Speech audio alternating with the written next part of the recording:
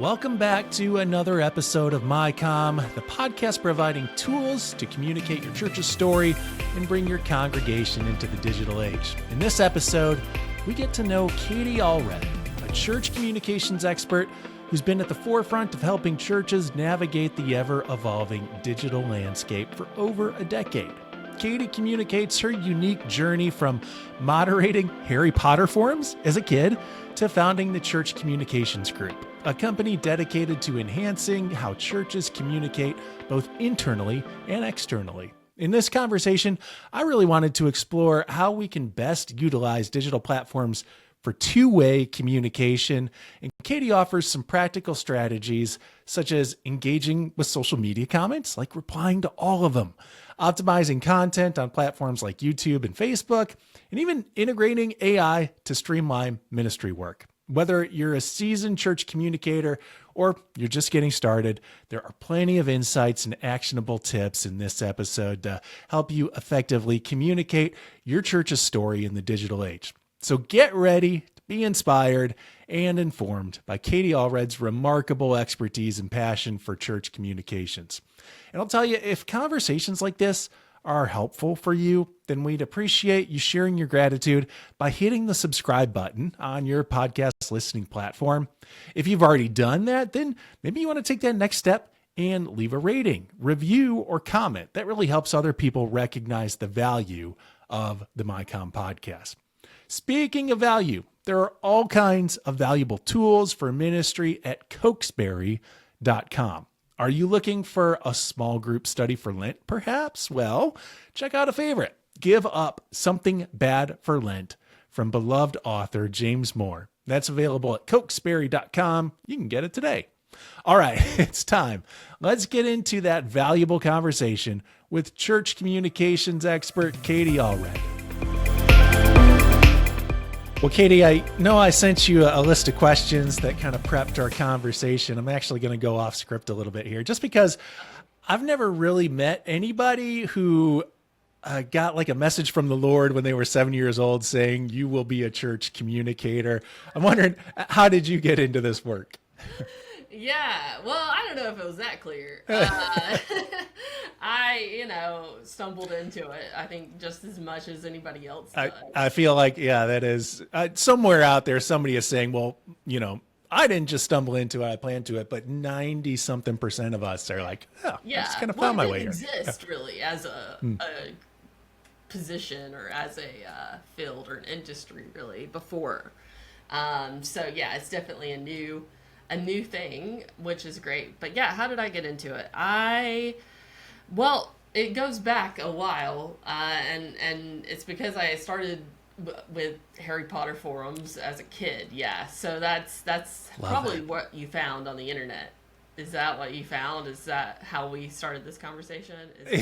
Well, yeah, I found that in your book. And I do want to note there that, when I was in youth ministry, people were warning that, Harry Potter is going to lead people away, right? We can't let them read the books. And now here you are like, I'm kind of doing this ministry because of Harry Potter community. That's amazing.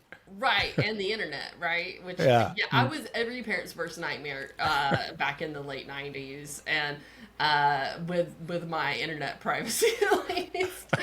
My parents had no idea what I was doing online, which, was maybe to my benefit at the time, but I'm grateful that nothing bad happened, and that I was smart enough, I guess, to not give them my direct address. I was also I lived on a dirt road in the middle of rural Alabama. Like, if somebody was going to come find me, good luck. You're going to hear some banjos playing or something, but so I did Harry Potter forums as a kid. I started one, administrated one, and that's where I kind of fell in love with online community in general, and not really knowing what that meant because online community wasn't a thing yet, but we did these online events, and I just really fell in love with sharing the gospel online and, just telling people about the good news. And I started looking into, how does this translate really into my spiritual life? I have these giftings that I feel like God has given me,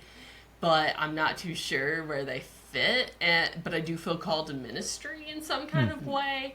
I've always felt that, and it's, awful and great. I think everybody can probably agree. Yeah. But Well like said. it's awful and great all at the same time, because it's like, okay, but what does that mean? And then also like, but where do I fit? Especially if you don't feel like you're called to be a pastor necessarily. Yeah.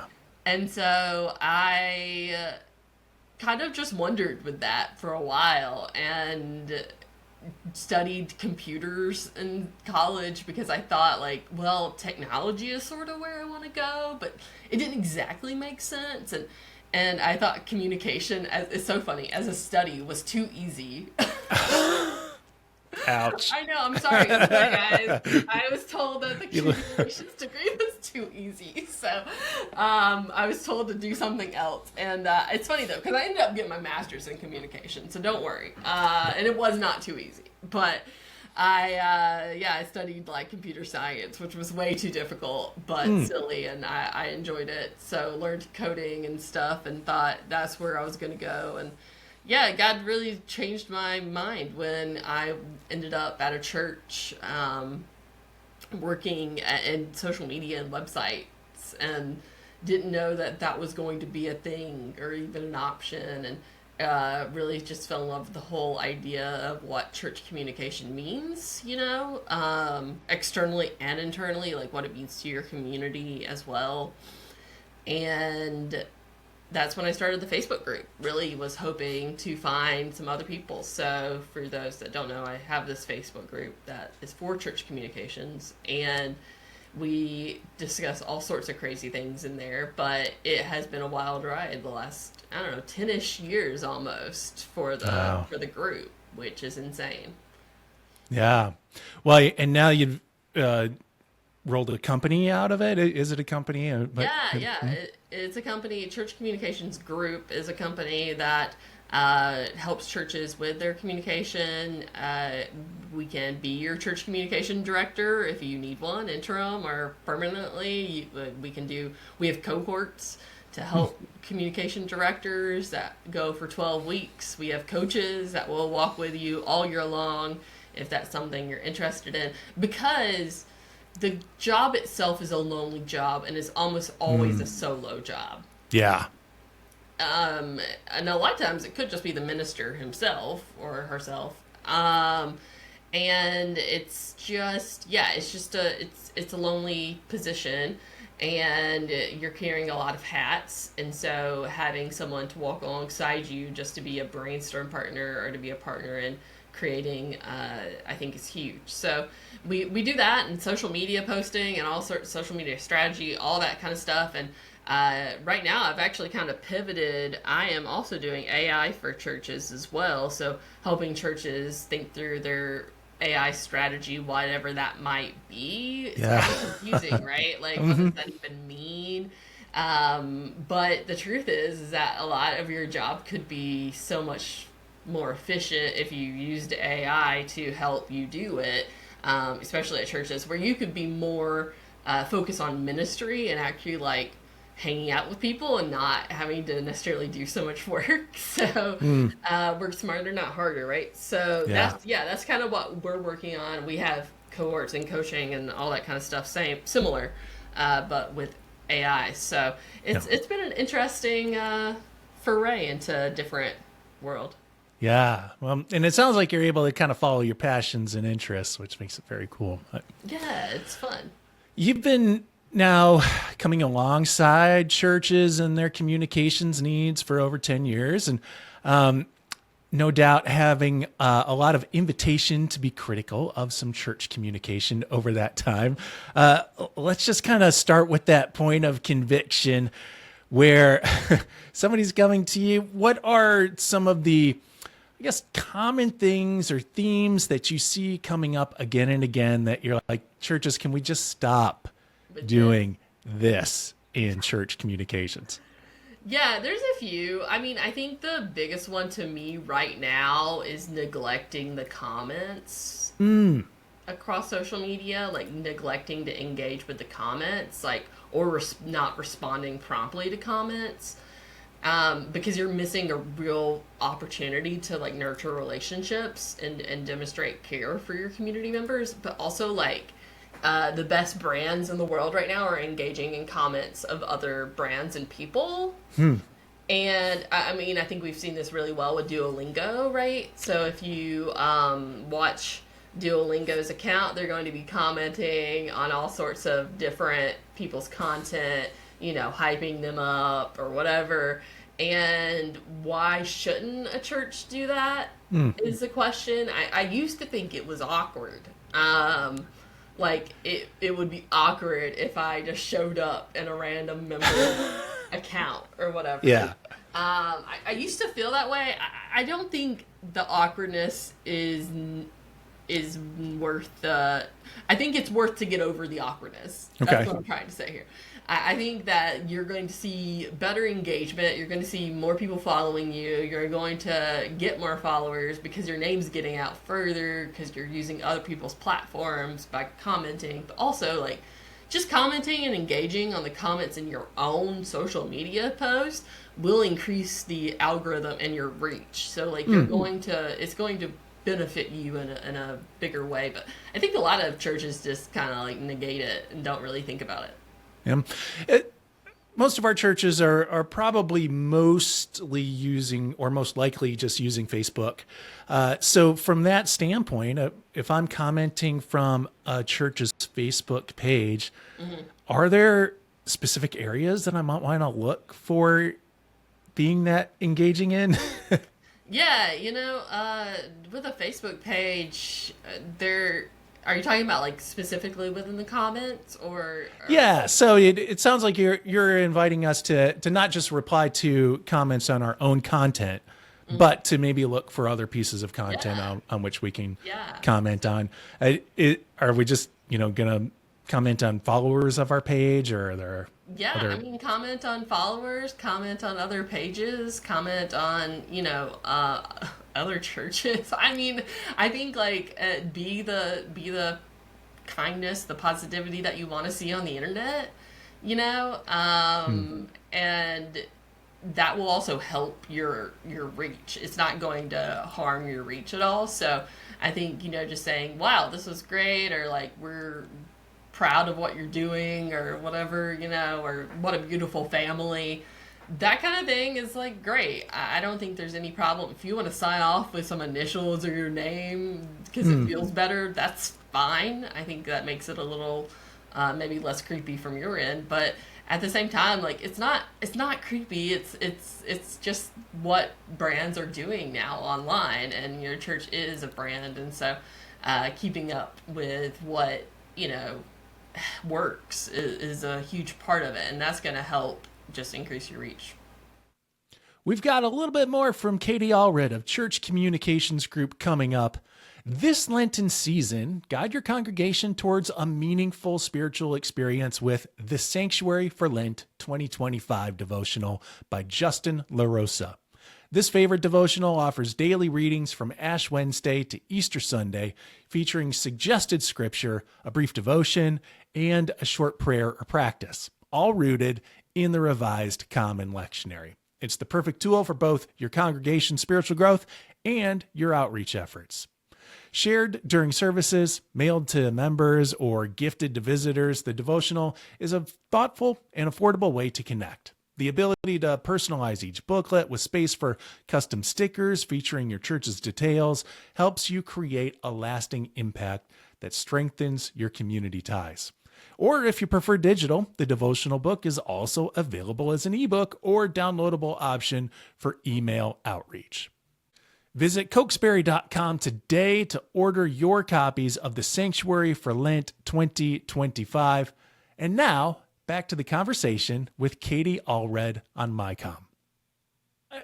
Following up on the idea of generating conversation from the content that we do produce, I think a lot of us tend to shy away as church communicators. We shy away from the comments because, well, maybe the biggest reason is that we just don't want to have conflict with people. But secondly, it's because we either don't get a lot of comments, and so it's just not on our radar, or the comments are fairly, I don't want to say superfluous, but they're just not inviting of engagement.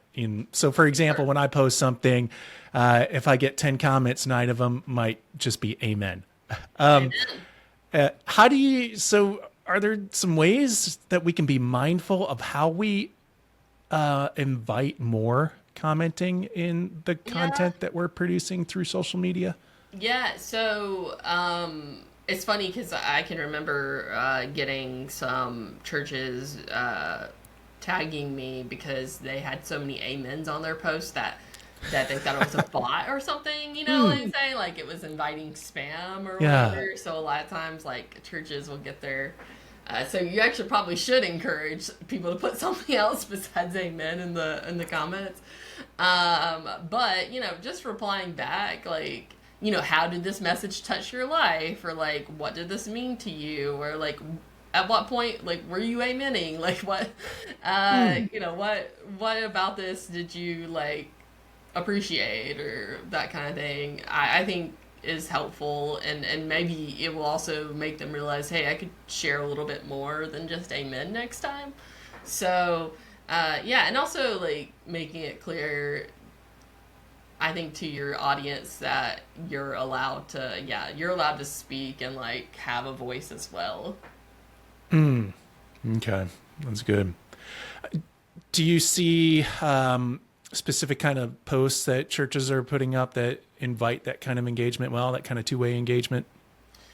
Yeah, for me, I think I've seen a lot of churches do some really great kind of like live sessions. Maybe it's like a weekly Instagram prayer session where like community members can share their prayer requests and they might hop on and pray together in real time. I've seen a lot of really great dedicated like Facebook groups where small groups like continue their discussions throughout the week. I think that is really useful. I mean, I think we are also seeing a lot of YouTube channels, instead of it just being the sermon every week, also creating like dialogue through like Q&A sessions or maybe behind the scene ministry moments or testimony sharing that we haven't seen in the past. For me, that's created a lot more two-way dialogue than we've seen in the past. Are they doing Q&A around theological issues? So like, ask me something or anything about the Bible or ask me anything. A&A sessions. Like, I mean, every industry has an ask me anything. So why are we not doing it is the question. Also, YouTube is the second largest search engine, right? And so there should be more questions and answers available online because people are searching for those questions. And if your church isn't answering them, then they're getting it from somewhere else. So you might as well have your interpretation on there. And the thing is that like even if they're searching and they're getting an AI answer, those AI answers are still pulling from websites. Okay. And so having that knowledge just available and out there, I think helps as the internet grows, but also helps users find the answers to the questions that they're looking for. Yeah. I want to go back to that YouTube idea because there's such a open possibility for churches to engage in that area. Even though your book is a couple years old, I think churches are still using YouTube how you diagnosed that they were using it, and then it's just really kind of a repository for video content, and that there's not much intentionality about kind of encouraging community within that space. And the idea that we can use that space to answer large theological questions. Like I think some pastors or church leaders might shy away from that because they feel like they don't have the field of authority to be able to answer those questions. But you brought up some great points about how the algorithm feeds to people locally. So, we're both in the Nashville area. If we're asking a theological question about, say the United Methodist Church, since that's my background, is it more likely that my response is going to come up because I'm local to you? Yes, it would prefer that. Okay. But the thing is that there probably isn't that. Mm-hmm. It's not tagged locally, or it's not, and then also it's just not created, or titled. There's no keywords, so people can't find it. And a lot of times, I think that was something I harped on in my book, was like creating sermon titles that made sense for YouTube instead of putting like March 5th. Yes. Like March 5th means nothing to anyone. Nobody's Googling March 5th, okay? Yeah. Convicted there as well. I was, so yeah. Yeah, In fact, yeah. even with like you even put like special characters in there. I'm like, oh my gosh, I just used that 2 weeks ago. But Well, dang it. do you want to tell the people about special characters? Yeah. Well, I mean, that nobody is probably searching with special characters more than Right, likely, but right. yeah. Yeah. So, just making sure you're like typing out exactly what you think people might be searching for. And honestly, your sermon is probably the answer to a question that people have. And so just, positioning it that way as that authority in that subject is worth it. And of course, like, people are like, well, as an authority, I don't like that feeling. Like, it doesn't really come off as humble, right? Yeah. But Yeah. that's not the case when it comes to the internet. Like, I don't think anybody's expecting anyone on the internet to really be an expert unless they're like reading. Hopefully not. God, if you are, let's take a step back. But if you write a research paper or publish a book, then you can be the expert, I guess. But yeah, just publishing onto YouTube doesn't necessarily make you an expert. It doesn't make you an authority, but it does make you an authority. So having that content helps just build out this like range of answers that are out there when it comes to that particular scripture, when it comes to that particular felt need, when it comes to what people are asking theologically or spiritually. Yeah. I'm glad that you brought that up about that that feeling that a lot of us have when it comes to appearing to be a person of authority, that we want to shy away from that because like we don't have all the answers. And oftentimes maybe we might shy away from doing an Ask Me Anything because somebody's going to ask a question that I do not have a good answer to, right? Yeah. 100%. Like, please do not ask me any theological questions today, Ryan. I don't know. No, it's so funny. Like, my book has no theological opinions whatsoever. I am, other than you should share the gospel and it is good. Yeah, right. I didn't feel like it was the point of that, but yeah. Yeah. That's really my whole point, and I think that's probably your whole point. I think that's the point of every pastor is, hopefully, is that Jesus loves you, we love you. Let's figure out a way to like live life together, whatever that looks like. And so, it feels awkward sometimes to put yourself out there, but you're already doing it. It's just you're labeling it correctly now. So you're already putting your content out there. You're already like labeling a sermon as this, but now you're putting it with keywords and positioning it correctly. I think we had a big positioning problem with a lot of our content. Tell me a little bit more about that. Yeah, about positioning. Like, so, we can phrase it as just this last Sunday sermon, or we can phrase it as the answer to how to deal with divorce, or, Yeah. or so there's, or how to handle conflict. Like, there's so many different ways that we could actually, like, reframe or reposition, like, what we're talking about online.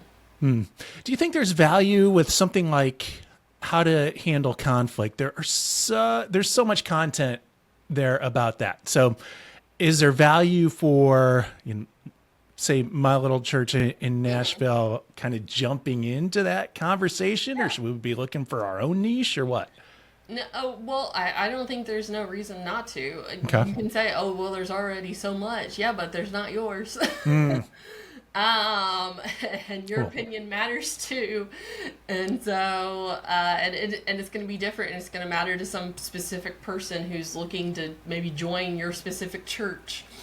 and they're thinking, I want to know what their church thinks about this, or like, have they ever discussed this this specific thing about baptism, or why don't the Methodists dunk? And so, your church may not have that specific answer on their YouTube, but maybe they should, because people are looking for that kind of information. And so, not that you're the expert in why Methodists don't dunk, but you have some general knowledge of it, and you can point people to other resources and, tell your interpretation and understanding of that reasoning. That is an excellent video idea, by the way. I got to get that one out before this episode comes out. Yeah. And to be fair, it's not that we don't. It's just, Yeah. No. We do the sprinkle as well. It's more complicated. That's how you start your video. You can be like, it's more complicated than That's right. We could dunk, but yeah. Well, we've kind of explored YouTube as a venue for encouraging two-way conversation. Are there other tools or platforms that you see churches using well to kind of foster digital community or that two-way communication? Yeah, I think Facebook groups are still a really great place to have that two-way conversation. I think pages are such a front-facing thing. I think your page should be stories of life change, what's going on in your church, if your church is having church this Sunday. I don't think it should be an announcement reel, but I do think people are looking to it for some announcements. They're also looking to it for stories of life, like what is going on at this church. Okay. Whereas a Facebook group can be a little more internal. We can have deeper conversations. We can bring up some awkward topics and maybe talk through those. Whereas maybe we wouldn't feel as comfortable in person talking about them necessarily in a group context. It's also just like a great place to connect with people and network and or fellowship, as the church would say. Right. Just to, meet different people, right, that are in your church, and you may not have known they also work in counseling, or they're also this or that or the other. And I think it's a great way to also ask your church to engage in things as well. So asking them to not just come to an event, but like a post or share this information or whatever onto your personal profile. It's kind of just a good way to get those notifications out to people. I think you have to do 11 touch points before somebody decides to do something. So you should put it in a lot of different places, and one of those should be, I think, a Facebook group for a lot of churches. Okay. So maybe you're not asking those deeper questions on the Facebook page? I mean, you could. I think that's where you open yourself up to trolls, right? And that awkward feeling of having to reply and those kind of things. Yeah. Whereas in a group, it feels a little bit more like a living room setting of, I'm not going to say this to your face or, whatever. It feels a little more personal. And so, I mean, you'll still get trolls or people who will disagree, but I think it's a better place to do that than in a public sphere setting. So, I think that's how I would go about it for sure. Okay. How do you find churches transition people from the page to the group? So, if we think about sort of the introductory funnel, the page might be at the top end of that funnel, and then the group is farther down. Or there are intentional ways that they're inviting people to kind of move down that funnel, for lack of a better way of putting it. You can connect your page to a group. There was a way, and I'm not too sure if there still is, it probably still exists, where you can invite people that once they like your page to join your group. Yep. That I think that still exists. And then you can obviously advertise your group internally as well, by sending, putting it in your email signature, or putting it in the bottom of the email newsletter each week. If you want to continue, have fellowship 24/7, join this Facebook group. Just the our page situation. I think that is probably the best next step, is to personally invite them to join the group and make calls to action to it like you would the page. Okay.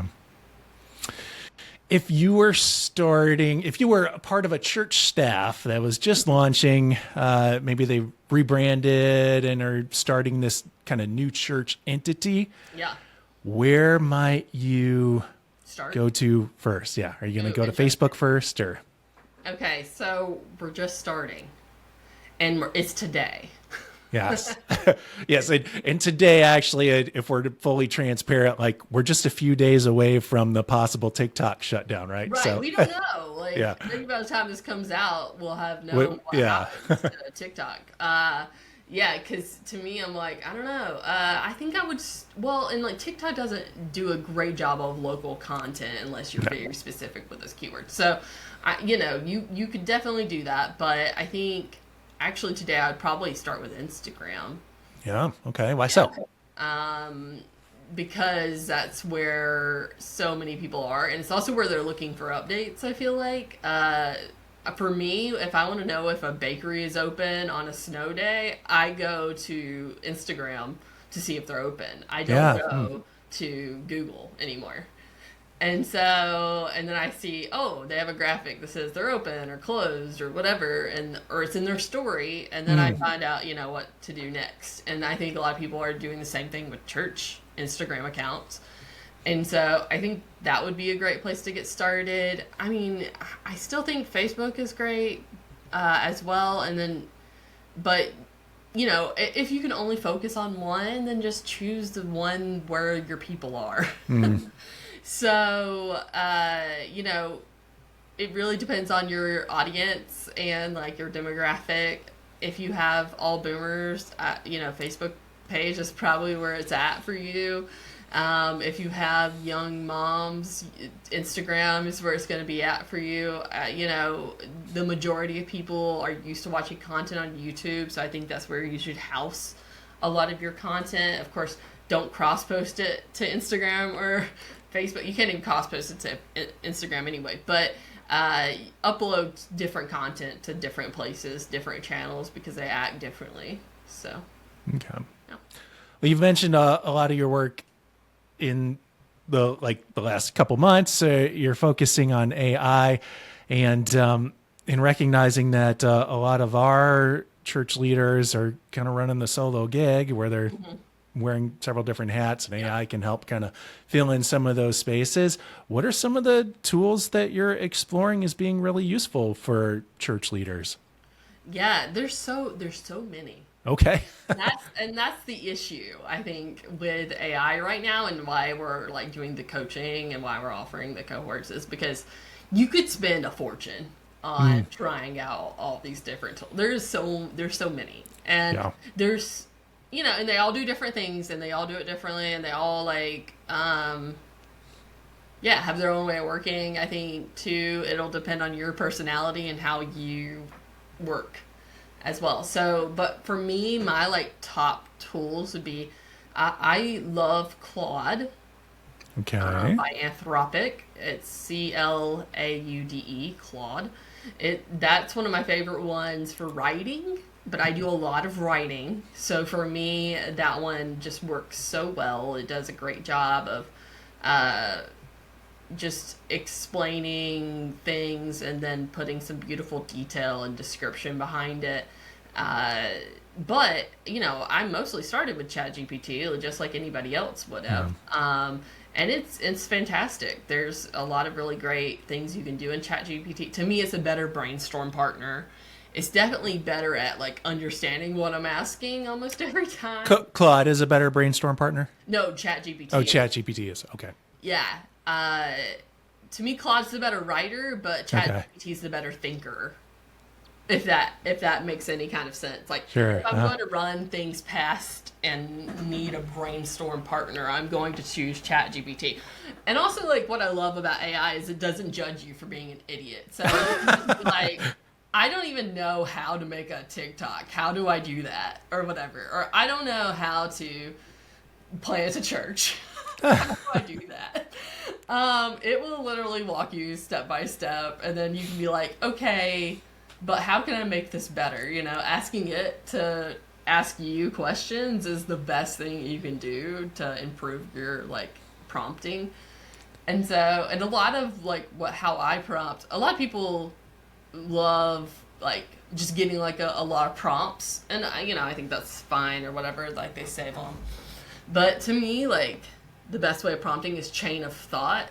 Like just how I would think is how I prompt. So like I'm gonna write an essay, I would start with the title probably of the essay. So I'll ask it, hey, give me 10 titles for an essay about water, whatever.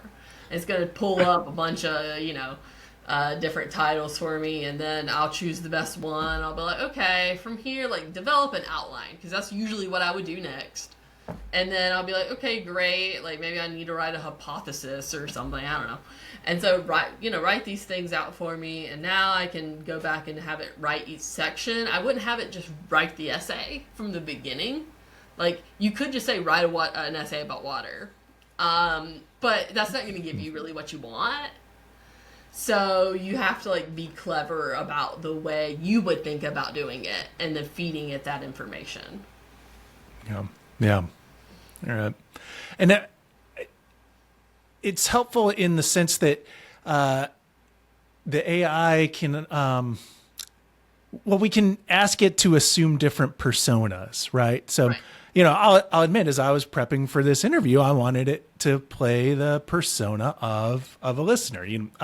As Ryan, I have my own list of questions that may or may not be all that valuable to our listeners. So I asked it to take on the persona of kind of our standard listener on here, or at least as I imagine that to be, and what you might be interested in hearing. So, it wasn't just about like, tell me why we think church was so great. It was No, the value that they're going to derive from.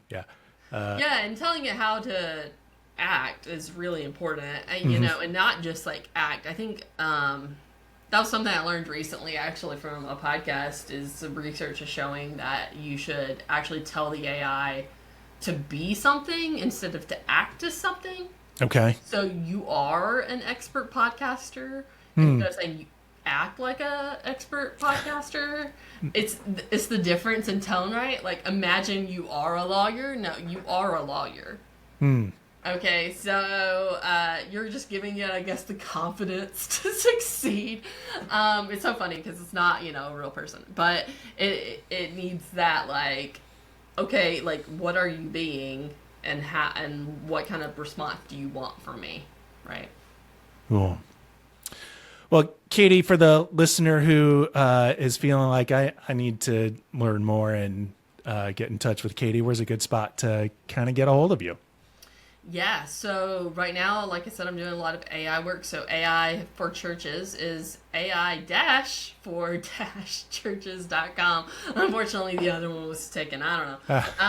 So, come meet me on the internet. You can also come to the Church Communications Facebook group. There's an AI for Churches Facebook group as well, where we share a lot of information. Allred.com. If you want to stare at my blog, then great. I don't think I've updated it in a while, but I blog on the other platforms a lot more on churchcommunications.com and AI for Churches. So, yeah, I would love to hang out and meet more of you. So please reach out. Cool. Well, Katie, thanks so much for lending the time to us and for sharing your experience with us. I really appreciate it. Yeah, so happy to do so.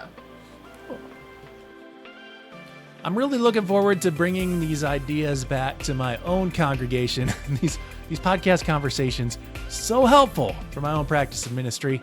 Thanks to this episode's sponsors making these kinds of conversations possible. During Lent each year, Christians give up something as an act of sacrifice and spiritual discipline. In Give Up Something Bad for Lent, James Moore invites all to seek God's help to focus on eliminating one destructive habit or attitude. Imagine giving up things like envy, apathy, procrastination, or negative thinking, and how much better life might be without those things. Visit Cokesbury.com today and order your copies of this small group study. Then help your group members as they fully prepare to embrace the good news of Easter. If you're feeling inspired, check out another MyCOM episode. Episode 97 dives into more best practices on YouTube communications. Then episode 85 features Kenny Zhang, which shares some more ideas for utilizing AI in ministry. I'm Ryan Dunn. I'm looking forward to connecting with you again through episode 104, due out in 1 month's time.